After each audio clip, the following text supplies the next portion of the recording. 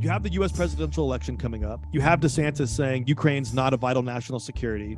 You have a left that's never been interested in the conflict. So this whole thing's being run by the kind of the liberals of Europe and the United States, and the militaries. And in some sense, the less you put out there, the more you keep it off the news, out of social media, out of people's minds, the more power you have, because in some sense, the less people are paying attention to this, the better for the people that are managing the conflict.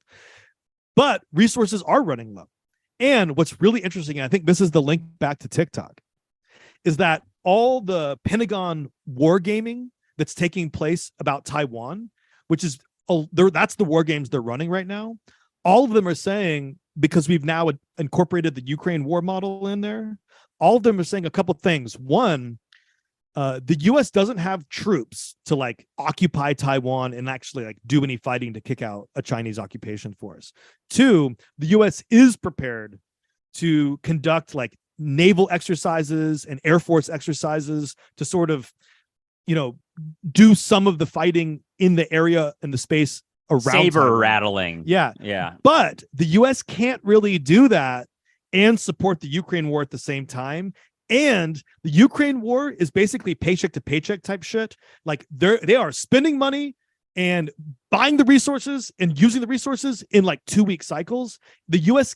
cannot fight these two wars at the same time. And the U.S. is getting really scared because it says that if China and Russia coordinate Taiwan and Ukraine together, the U.S. will have to start diverting resources, capital, time, money, attention, everything over to the Pacific, allowing Russia a free hand in Ukraine because there's only so many military resources. And what's the consequence of that? If the United States does sort of like withdraw essentially from, and, you hear people on the left saying that, essentially the United States should get out of this, I mean, that's a pretty, I think, common sentiment on a lot of different sides, actually, is like, why is the United States even in Ukraine? Why are they giving Ukraine weapons? What the fuck? This is like an Eastern European war. We're going to get dragged into it. It's just going to get worse. But what would be the consequence? Like, in other words, what is the United States there for? I know that Biden and Blinken and them give like moral justifications, but we know that we don't buy that. So what's the real power play here?